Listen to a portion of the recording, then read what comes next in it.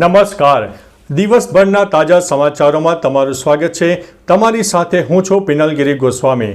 સમાચારો વિસ્તારથી જાણીએ એ પહેલા મહત્વના સમાચારો ઉપર એક નજર. નમસ્કાર મિત્રો. આજે તારીખ 2 માર્ચ 2025 છે. મહત્વની હેડલાઇન્સ ઉપર નજર નાખીએ તો આગ લાગી અને 20 કરોડ રૂપિયા રોકડા સળગી પણ ગયા હતા. વાત છે સુરતની. આગળ વાત થશે વડોદરામાં માણવા મળશે ઇન્ટરનેશનલ માસ્ટર્સ લીગનો આનંદ. ત્યારે આગળ વાત થશે ચૈતર વસાવાએ વિધાનસભામાં ભીલ પ્રદેશની માંગ કરી છે. ત્યારે વાત થશે દેવાયત ખબર પર હુમલાની ઘટનામાં 2 ફરિયાદ નોંધવામાં આવી છે. એસબીઆઈના ગ્રાહકો માટે મહત્વના સમાચાર. આગ લાગવાનું કારણ આવી ગયું છે સામે. સ્વામિનારાયણ સંપ્રદાય ફરી બદનામ થયો. 1 કરોડનું સોનું અને પાઉન્ડની ચોરી થઈ છે. ત્યારે વાત થશે સીએમ ભૂપેન્દ્રભાઈ પટેલે દિવ્યાંગ સમૂહ લગ્નોત્સવમાં હાજરી આપી. ફ્લાયઓવર બ્રિજ અંડરપાસ બનશે. રજનીકાંતે ફિલ્મ માટે લીધા છે 280 કરોડ રૂપિયા. ત્યારે વાત થશે WPLમાં દિલ્હી કેપિટલ્સની થઈ છે જીત. ત્યારે નવા મકાન ખરીદનાર પર વધુ એક બોજ લાગુ કરવામાં આવ્યો છે. ચેમ્પિયન ટ્રોફી વચ્ચે વધ્યો ટીમ ઇન્ડિયાનું મોટું ટેન્શન. ત્યારે યુપીઆઈ ટ્રાન્ઝેક્શનમાં બની રહ્યો છે રેકોર્ડ. હવે મિત્રો સમાચારો વિસ્તારથી. યુપીઆઈ વ્યવહારોના સંદર્ભમાં ભારત નવી ઊંચાઈઓને સ્પર્શી રહ્યું છે. જાન્યુઆરી મહિનામાં પહેલીવાર યુપીઆઈ વ્યવહારો 16.99 અબજને વટાવી ગયા, જ્યારે તેનું મૂલ્ય પણ 23.48 લાખ કરોડ રૂપિયાના આંકડાને વટાવી ગયું છે. આ અત્યાર સુધીના કોઈ પણ મહિનામાં યુપીઆઈ વ્યવહારોને સૌથી વધુ આંકડો છે. નાણાકીય વર્ષ 2023-24માં ડિજિટલ પેમેન્ટમાં જબરદસ્ત ઉછાળો આવ્યો છે. મિત્રો, અન્ય મહત્વના સમાચારની વાત કરીએ તો ચેમ્પિયન ટ્રોફી વચ્ચે વધ્યું ટીમ ઇન્ડિયાનું ટેન્શન. ચેમ્પિયન ટ્રોફી 2025 વચ્ચે ટીમ ઇન્ડિયા માટે ચિંતાજનક સમાચાર સામે આવ્યા છે. અહેવાલો અનુસાર ભારત પાકિસ્તાન મેચ દરમિયાન કેપ્ટન રોહિત શર્માને સ્નાયુઓમાં ખેંચાણનો સામનો કરવો પડ્યો હતો. તેમની જગ્યા શુભમન ગિલને કપ્તાની સોંપાઈ શકે છે. આ મેચમાં રિષભ પંત પણ રમતા જોવા મળશે. ન્યૂઝીલેન્ડ સામેની મેચ પહેલાં 26 ફેબ્રુઆરીએ ટ્રેનિંગ દરમિયાન તેમને બેટિંગની પ્રેક્ટિસ પણ કરી ન હતી. મિત્રો, અન્ય મહત્વના સમાચારની વાત કરીએ તો નવા મકાન ખરીદનાર પર વધુ એક બોજ. અમદાવાદ મહાનગરપાલિકા વિસ્તારમાં નવા મકાનની ખરીદી કરનારા માટે માઠા સમાચાર છે. નવા મકાન ખરીદનાર પર વધુ એક બોજ લાદવામાં આવ્યો છે. હવે અમદાવાદ મ્યુનિસિપલ કોર્પોરેશનના ટેક્સ બિલમાં નામ ટ્રાન્સફર કરાવવા માટે ફી ચૂકવવી પડશે. મકાન ખરીદનારે મકાનની કિંમત મુજબ 1,000થી લઈને 10,000 સુધીની ટ્રાન્સફર ફી ચૂકવવી પડશે. અત્યાર સુધી નામ ટ્રાન્સફર કરવાની ફી નહોતી. ટેક્સ બિલમાં બિલ્ડરનું નામ હશે તેને ટ્રાન્સફર કરાવવું પડશે. મિત્રો, અન્ય મહત્વના સમાચારની વાત કરીએ તો WPLમાં દિલ્હી કેપિટલ્સની જીત થઈ છે. બેંગ્લોરમાં રમાઈ રહેલી WPLની મુંબઈ ઇન્ડિયન્સ અને દિલ્હી કેપિટલ્સ વચ્ચેની મેચમાં દિલ્હી કેપિટલ્સનો વિજય થયો હતો. ટોસ હાર્યા બાદ બેટિંગ કરવા આવેલી MIએ 20 ઓવરમાં 9 વિકેટ ગુમાવીને 123 રન બનાવ્યા હતા. DCએ આ ટાર્ગેટ 14.3 ઓવરમાં પ્રાપ્ત કરી લીધો છે. મિત્રો, અન્ય મહત્વના સમાચારની વાત કરીએ તો રજનીકાંતે ફિલ્મ માટે લીધા છે 280 કરોડ રૂપિયા. સુપરસ્ટાર રજનીકાંતની ફિલ્મ કુલી આવશે. આ ફિલ્મમાં રજનીકાંત ઉપરાંત બીજા ઘણા મોટા કલાકારો જોવા મળશે. તેમની ફિલ્મમાં એક આઇટમ સોંગ પણ હશે અને આ ગીત માટે પૂજા હેગડેને ફાઇનલ કરવામાં આવી છે. તમને જણાવી દઈએ કે રજનીકાંતે આ ફિલ્મ માટે 280 કરોડ રૂપિયાની મોટી ફી લીધી છે. તે જ સમયે પૂજાએ આઇટમ નંબર માટે 2 કરોડ રૂપિયા ચાર્જ કર્યો છે. આ ફિલ્મ આ વર્ષના અંત સુધીમાં રિલીઝ થશે. મિત્રો, અન્ય મહત્વના સમાચારની વાત કરીએ તો ફ્લાયઓવર બ્રિજ અંડરપાસ બનશે. વર્ષ 2025-26નું અંદાજપત્ર અનુસાર અમદાવાદમાં અનેક જગ્યાએ બ્રિજ અને રોડ બનશે. રૂપિયા 2231 કરોડનું અંદાજપત્ર રજૂ કર્યું. સરદાર પટેલ રિંગ રોડ 4 ને બદલે 6 લેન. સેલા, ધુમા, બોપલ ખાતે સ્ટોમ વોટર લાઇનનું કામકાજ. SP રિંગ રોડ પર બાકરોલ, હાથીજણ, રસમોલ, પાંજરાપોળ, નિકોલ, દાસ્તાન તપોવન, ઓગણજ, સિલાજ, સિંધુ ભવન જંકશન પર ફ્લાયઓવર બ્રિજ તથા અંડરબ્રિજ બનાવાશે. મિત્રો, અન્ય મહત્વના સમાચારની વાત કરીએ તો સીએમ ભૂપેન્દ્રભાઈ પટેલે દિવ્યાંગ સમૂહ લગ્નોત્સવમાં હાજરી આપી છે. રાજ્યના મુખ્યમંત્રી ભૂપેન્દ્રભાઈ પટેલ સમર્પણ મુખ બધિર શિશુ વિદ્યા મંદિર દ્વારા ગાંધીનગર ખાતે આયોજિત દિવ્યાંગ સમૂહ લગ્નોત્સવમાં હાજર રહ્યા હતા. મુખ્યમંત્રીએ દિવ્યાંગ સમૂહ લગ્નોત્સવ પ્રસંગે ઉપસ્થિત રહીને નવ દંપતીઓને શુભકામના પાઠવી હતી અને તેઓ એક્સ ઉપર લખ્યું છે કે દિવ્યાંગજનોને સહાયરૂપ થઈને તેઓ સ્વમાનભેર જીવી શકે તે માટે રાજ્ય સરકાર તેમની પડખે ઊભી છે.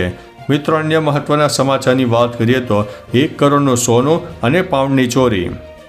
કેન્દ્ર શાસિત પ્રદેશ મોટી દમણમાં 1 કરોડનું સોનું અને પાઉન્ડની ચોરી થઈ હોય તેવી ઘટના પ્રકાશમાં આવી છે. સામે આવેલી માહિતી અનુસાર દમણના ટંડેલ પરિવારના ઘરમાં ત્રાટકેલા ચોરોએ આશરે 1 કરોડનું સોનું અને 8,000 UK પાઉન્ડની ચોરી કરીને ફરાર થઈ ગયા છે.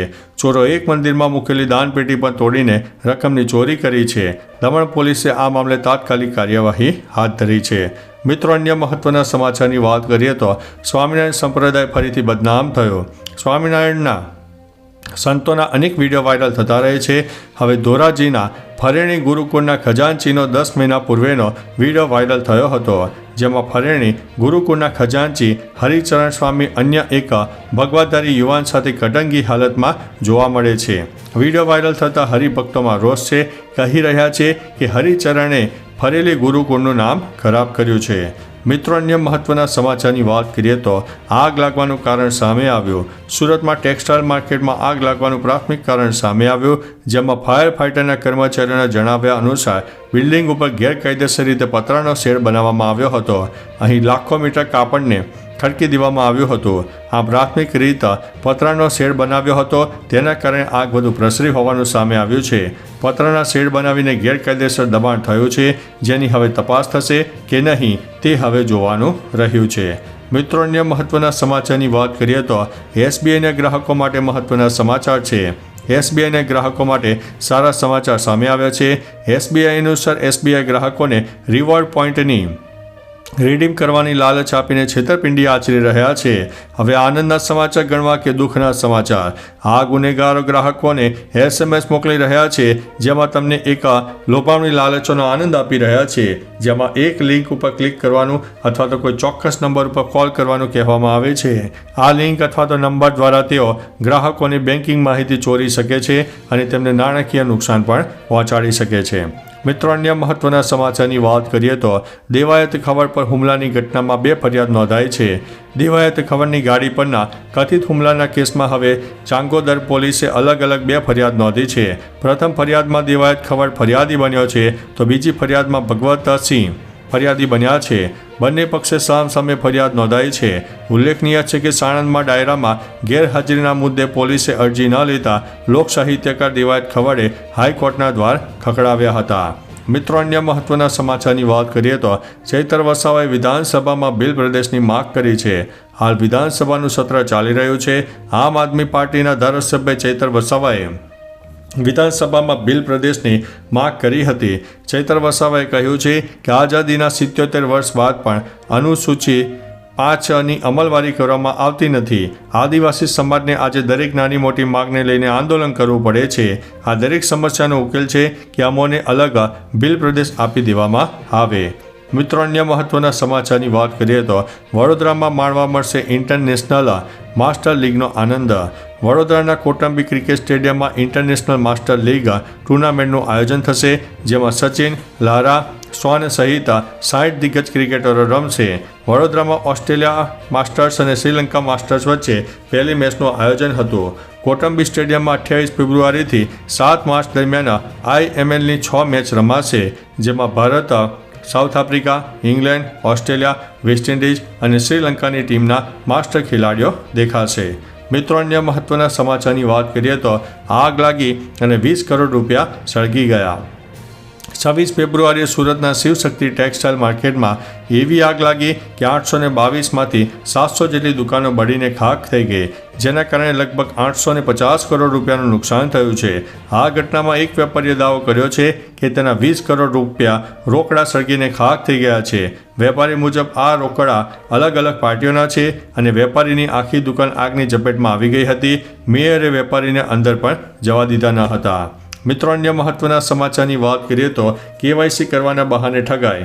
વડોદરામાં KYC કરવાના બહાને વૃદ્ધના ખાતામાંથી 74,000 રૂપિયા ઉપાડી લીધા હોય તેવી ઘટના પ્રકાશમાં આવી છે. બેજાબાજ સામે વૃદ્ધે માંજલપુર પોલીસ સ્ટેશનમાં ફરિયાદ નોંધાવી છે. इंडसलैंड बैंक से राहुल बोल रहा हूँ, आपका आधार कार्ड KYC अधूरा है तो करना पड़ेगा.